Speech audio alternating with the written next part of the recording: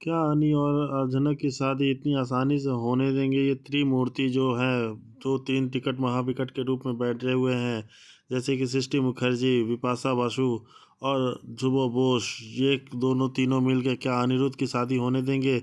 जी हाँ दोस्तों, हम बात कर रहे हैं स्टार प्लस के शो जनक की। तो दोस्तों, सीरियल आगे बढ़ने से पहले अगर आप इस चैनल पर नए हैं तो इसे लाइक कर दीजिए, सब्सक्राइब कर दीजिए। अगर वीडियो अच्छा लगे तो इसे लाइक ज़रूर कीजिएगा। चलिए आगे बढ़ते हैं दोस्तों। जैसे कि हम जानते हैं कि अनिरुद्ध जो है वो जनक से शादी करने के लिए तैयार है, लेकिन ये घर वाले नहीं चाहते कि इनकी शादी हो। घुंघरू की तरह बसता ही रहा है अनिरुद्ध, कभी इस पग में कभी उस पग में। यही दोस्तों, यही हाल है अनिरुद्ध का। कभी अर्शी के पीछे पागल तो कभी जनक के पीछे पागल। चलिए दोस्तों आगे बढ़ते हैं। अनिरुद्ध को ने कर दिया बॉस हाउस में एक बहुत बड़ा ऐलान, वो करने वाला है जल्द जनक से शादी।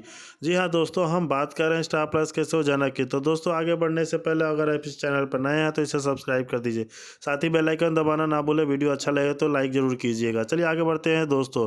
जनक सीरियल में आप देखेंगे कि जो इतना हाई वोल्टेज ड्रामा चल रहा है, जहाँ पे पुलिस ने अगर कर दिया है बॉस हाउस में एंट्री, और अलग ही सीन जाए। जी हाँ दोस्तों, यहाँ बिपाशा मैडम इतना ज़्यादा घबरा रही थी सबके सामने करने के बाद फाइनली उन्होंने अपने फिंगरप्रिंट्स भी दे ही दिए। फिंगरप्रिंट्स देने के बाद भी वो काफ़ी चालाकी कर रही थी, लेकिन उन्हें पता नहीं कि पुलिस भी 4 कदम आगे ही होती है। वो एक हाथ का फिंगरप्रिंट्स दे के फिर वहाँ से निकलने लगी। तभी पुलिस बोलती है कि मैडम, आपने दूसरे हाथ का फिंगरप्रिंट तो दिया ही नहीं। और बिपाशा वहाँ घबरा जाती है और डरती घबराती बिपाशा ने अपने दूसरे हाथ का भी फिंगरप्रिंट्स दिया ही। यहाँ पे पुलिस कहती है कि हमने सभी के फिंगरप्रिंट्स ले लिए हैं और इसकी रिपोर्ट तैयार करके हम आपको जल्द भेज देंगे। मिस्टर अनिरुद्ध बोस जनक यहाँ पर कर देती है अनिरुद्ध की तरफ से कि वो अच्छा, यह सारा प्लानिंग इनकी ही थी। पर पुलिस को लेकर तो आदित्य आए थे। हाँ, पुलिस को तो लेकर आदित्य आए थे, लेकिन प्लानिंग इसमें सिर्फ आदित्य का ना ही तो नाम, दरअसल इस सारा दिमाग अनिरुद्ध का था। वह पकड़ना चाहता था असली गुनहगार को। तभी तो जब जनक उसे छोड़कर जाने लग गई थी तो उसे रोका था और उसे विश्वास दिलाया था कि जनक जो भी गुनहगार है ना, मैं उसे पकड़ कर तुम्हारे सामने लेकर आऊँगा। मेरे साथ घर चलो, क्योंकि अगर तुम मुझे छोड़ के चली जाओगी तो मैं कमज़ोर पड़ जाऊँगा, फिर हम कैसे आगे लड़ेंगे। इसलिए तुम्हें मेरे साथ चलना पड़ेगा। यहाँ पर जनक को भी इस बार कोई बात पता नहीं थी होती। वह खुद शॉक्ड होती है। इन सब के पीछे अनिरुद्ध का हाथ था। अनिरुद्ध भी यहाँ पे पुलिस को कहती है कि ठीक है, आप जल्द से जल्द मुझे रिपोर्ट तैयार करके दे दीजिएगा, फिर हम जो असली गुनहगार हैं उसे सजा देंगे। बिपाशा भाभी पर लगा यहाँ गला सूखने और लग जाता है, उनके चेहरे का रंग उड़ जाता है। और अर्शी भी काफ़ी घबरा जा रही है, क्योंकि बाकी जो बोस मेंबर है वो भी तो इस प्लान में शामिल थे। वो भी काफ़ी ज़्यादा घबरा रहे हैं, क्योंकि भाई यहाँ अनिरुद्ध तो भले ही बिपाशा से मैसेजेस किए होंगे आदित्य को, इन सब दिमाग तो बाकी से बॉस फैमिली मेम्बर्स का ही था। अर्शी भी इसमें शामिल थी, तनुजा भी शामिल थी, लाल भी शामिल था, और बॉस फैमिली के सभी मेंबर्स तो शामिल थे ही। लोग घबराना तो जायज़ ही है। इसके बाद आप देखेंगे आदित्य जो है पुलिस को लेकर चले जाते हैं। उसके बाद जो बॉस फैमिली काफ़ी ज़्यादा घबराई डरी हुई है कि रिपोर्ट में क्या होगा, क्या नाम आएगा, किसका नाम आएगा। बिपाशा वह काफ़ी घबरा जाती है, लेकिन यहाँ तनुजा कहती है कि इससे कोई साबित नहीं होगा। मतलब न जाने इस लड़की का फ़ोन कितने लोगों ने छुआ होगा उसे, तो उसमें अगर तुम्हारा नाम आ भी जाता है तो इसमें यह थोड़ी ना प्रूफ हो जाएगा कि तुमने ही मैसेज किए हैं। जो भी हो, लेकिन यहाँ पे पर बॉस फैमिली के चेहरे पर डर देखकर दर्शकों को काफ़ी मज़ा आ रहा है। और वही दूसरी तरफ आप देखेंगे कि जब यहाँ से पुलिस चली जाती है तो उसके बाद अनिरुद्ध एक बड़ी अनाउंसमेंट करता है। दरअसल यहाँ पे अनिरुद्ध अनाउंसमेंट करता है कि मैं बहुत जल्द जनक से शादी करूंगा। अर्शी यहाँ गुस्से में बोलती है कि तुम क्यों उससे शादी करोगे, तुम मेरे हस्बैंड हो। अनिरुद्ध कहता है कि अर्शी, मैं तुम्हारा साथ अब और नहीं रह सकता। हम दोनों के बीच कुछ भी नहीं है जमने वाला, कुछ भी मैच नहीं होते हैं। तुम पहली वाली अर्शी हो ही नहीं। मैंने सिर्फ जनक से प्यार किया और उसी के साथ रहना चाहता हूँ। अब मैं अर्शी तुम्हारे साथ कंटिन्यू नहीं कर सकता और नहीं रह सकता। अर्शी यहाँ पे काफ़ी ज़्यादा गुस्सा हो जाती है, लेकिन वो भी कह देती है ठीक है, अब मैं भी तुम्हारे साथ नहीं रह सकती है। मैं भी अपनी ज़िंदगी तुम्हारे साथ नहीं रहकर बर्बाद कर सकती हूँ, लेकिन तो अगर तुम किसी और के साथ रहना है तो किसी और के साथ घर बसाना है तो बसाओ, लेकिन मैं भी अब हमेशा के लिए इस घर को छोड़कर तुम्हें छोड़कर जा रही हूँ। वेल दोस्तों, देखा जाए तो अनिरुद्ध ने खुद अर्शी को यह एडवाइस दिया था कि अगर मैं तुम्हारी जगह होता तो मैं तुम्हारे कब का लाइफ से जा चुका होता, मैं तुम्हें छोड़ के जा चुका होता।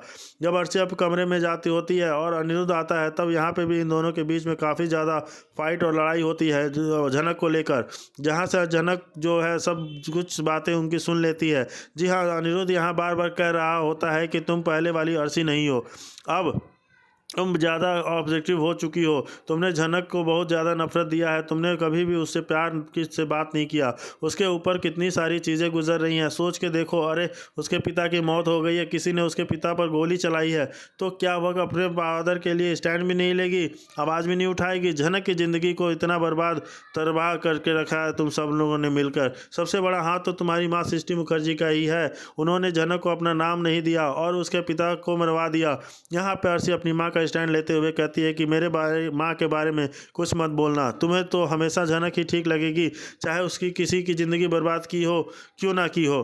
कर तो दी है, हम लोगों उससे पहले कितने अच्छे से रहते थे, लेकिन जब से वह हमारी लाइफ में आ गई है झनक सारी चीज़ें उथल पुथल हो गई हैं। तो यही के अनुसार अनिरुद्ध अर्शी को कह देता है कि अगर मैं तुम्हारी जगह होता अर्शी को कह देता है कि अगर मैं तुम्हारी जगह होता तो काफ़ी पहले ही तुम्हें छोड़कर चला गया होता। अर्शी कहती है कि अच्छा, तुम इनडायरेक्टली तुम मुझे जाने के लिए कह रहे हो, ठीक है मैं तो चली जाऊंगी, तुम्हें छोड़ के चली जाऊंगी, चलो ठीक है। तब तुमने अपनी ज़ुबान से अपनी ख्वाहिश जाहिर ही कर दी है तो मैं उसे ज़रूर पूरा करूँगी, मैं तो हमेशा के लिए छोड़ के चली जाऊँगी।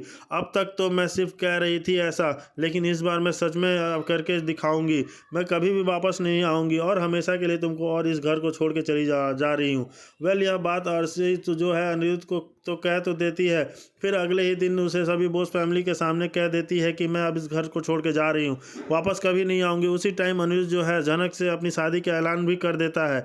वह अपने फैमिली को कहने वाला है कि झनक से बहुत प्यार करता हूँ और हमेशा करता रहूँगा, इसलिए मैं अपनी पूरी ज़िंदगी झनक के साथ अब बिताना चाहता हूँ, अर्शी से अपना मेरा रिश्ता तोड़ना चाहता हूँ।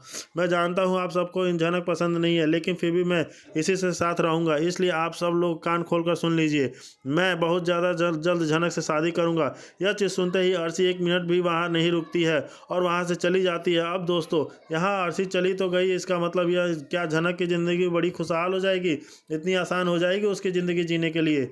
बिल्कुल भी नहीं है, बिल्कुल भी ऐसा नहीं होने वाला, क्योंकि जो मेन चाल चलने वाले लोग हैं वो तो अभी भी बोस हाउस में रह रहे हैं। अर्शी चली गई तो उससे क्या फ़र्क पड़ता है, विपाशा, तनुजा, लाल और सुबोध जैसे लोग तो हैं ही। अपने बहू के इस तरीके से घर छोड़ के जाने की वजह से वह इन झनक से लेंगे बदला।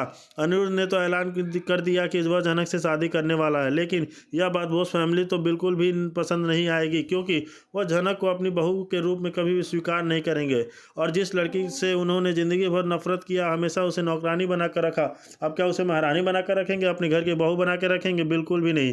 और वहाँ तो दूसरी तरफ अनिरुद्ध झनक की ज़िंदगी ख़राब करने के लिए, उनकी शादी को तोड़ने के लिए यह लोग तो किस तरीके के करेंगे झनक की ज़िंदगी बर्बाद, पता नहीं उसके साथ क्या क्या करेंगे, कैसे उसे नीचा दिखाएंगे। और वो बाकी जो कसर पूरी करने वाली है वो है झनक की माँ, यानी अर्शी की माँ सृष्टि मुखर्जी। जो बाकी तो दिमाग, वो तो खाली दिमाग में बहुत सारे आइडियाज़ भरने वाली है अर्शी के। वो उसे समझाएगी कि तुम गुस्से में अनिरुद्ध को छोड़ के आ तो गई हो, यानी तुमने तो झनक का रास्ता बड़ा आसान कर दिया, तो अब उन दोनों के लिए बहुत ही ईजी हो जाएगा शादी करना, कोई भी उनमें बाधा नहीं डालेगा। या अर्शी कहेगी कि अब अनिरुद्ध मेरे साथ रहना ही नहीं चाहता तो मैं ज़बरदस्ती उसे अपने साथ थोड़ी ना रख सकती हूँ। सृष्टि मुखर्जी कहेगी कि नहीं, तुम्हें अनिरुद्ध को छोड़कर नहीं आना चाहिए, ठीक है चलो भले तुम आ गई हो, पर घर छोड़ के तो आ ही गई हो, अनी को छोड़कर आ गई हो, पर उसे डाइवोर्स इतनी नहीं लिया है, तुम अभी उसको डाइवोर्स देना भी मत, कुछ ऐसा करो कि अनिरुद्ध जो है झनक के शादी कर ही ना पाए। अब यहाँ पे सृष्टि मुखर्जी अपनी बेटी के दिमाग में भरने वाली हैं, अनिरुद्ध के दिमाग में एक नया बम फोड़ने वाली हैं कि वह जाकर, ठीक है अनिरुद्ध तो नहीं मानेगा, लेकिन उसके सामने ऐसा बम फोड़ो कि झनक खुद ही इस रास्ते से हट जाए, खुद ही शादी करने के लिए मना कर दे। अब यहाँ पे जो है अर्शी जाती है और कहने वाली है कि मैं तुम्हारे बच्चे की माँ बनने वाली हूँ, मेरे पेट में तुम्हारा बच्चा है। और ये सब बातें जनक जब सुनेगी तो वो तो खुद ही इस रास्ते से पीछे हट जाएगी, शादी करने के लिए मना कर देगी। जितने सपने देख रहा है ना मेरी बेटी की ज़िंदगी बर्बाद करके, मैं उसे खुश नहीं रहने दूंगी। तुम जाओ और अनिरुद्ध को कहो कि तुम उसके बच्चे की माँ बनने वाली हो। अनिरुद्ध के ऊपर तो मुझे इतना कुछ खास भरोसा नहीं है, लेकिन मैं यह बात अच्छे से जानती हूँ, जब यह जनक की चीज़ सुनेगी तो वह खुद ब खुद अनिरुद्ध को छोड़ कर चली जाएगी। पर दोस्तों यहाँ देखने वाले यहाँ है कि न्यूज़ सुनने से पहले ही जनक जो है अनिरुद्ध को छोड़ के जाने वाली है, वो अपना बैग पैक कर रही है। यह देख सकते हैं कि जनक जो अपना बैग पैक करती हुई नजर आएगी, यहाँ जाने के लिए तैयार हो जाती है। अनिरुद्ध काफ़ी परेशान हो जाता है, जनक कहीं नहीं मिल रही है तो, और भागा भागा उसे फाइनली पकड़ ही लेता है। और वह अनिरुद्ध जनक को डांटने लग जाता है कि तुम हमेशा बिना बताए कहाँ चली जाती हो, सब तुम्हारे लिए कितना फिक्र कर रहे हो, तुम जो है ऐसे बिना बताए चली जाती हो। फिर जनक वही अपना पुराना डायलॉग रिपीट करने वाली है, आप कौन होते हैं मुझे रोकने वाले, आप मुझे अकेला छोड़ दीजिए। अनिरुद्ध बार बार उसे कहता है कि अब मैं तुम्हारी अकेला कभी भी नहीं छोड़ूंगा, अब तुम्हारा मैं हाथ थाम रहा हूँ, कभी भी उसे नहीं छोड़ने वाला। अब तुम मुझे बार बार हमेशा कहती हो ना कि आपका क्या हक है, क्या आप मुझे क्या लगते हैं कि मैं ठीक है, अब मैं तुमसे शादी करूंगा और तुम्हें वो सारा हक दूंगा और तुमसे सारा हक लूंगा, मतलब मैं तुमसे शादी करके हमेशा अपना बनाने वाला हूँ। अब मुझे सब कुछ समझ आ गया है कि मुझे क्या चाहिए क्या नहीं चाहिए। अब किसी भी तरह का कन्फ्यूज़न मैं अपनी लाइफ में रखूँगा ही नहीं। मुझे इस बात की अच्छे से क्लैरिटी हो चुकी है कि मुझे जनक और बात भी है अच्छे से जानता हूँ कि मैं अर्शी के साथ नहीं रहना चाहता, वो भी मेरे साथ नहीं रहना चाहती, उसे अपनी ज़िंदगी से निकालता हूँ चाहता हूँ। ये सब कुछ समझा बुझा कर वो जनक का बैग लेकर और आगे उसे वापस ले से बोस हाउस में लाएगा। उसके बाद जो बोस हाउस के तो सबको बता ही दिएगा कि आप बहुत जल्द जनक शादी करने वाले हैं। वैसे तो दोस्तों यहाँ बोस फैमिली बिल्कुल भी नहीं मानने वाली है, ना ही उसकी शादी को होने देगी। यहाँ पे लोग साम दाम दंड भेद सब कुछ अपनाएंगे इस शादी को रोकने के लिए, तोड़ने के लिए, जनक अनिरुद्ध के रिश्ते को तोड़ने के लिए। वो लोग किस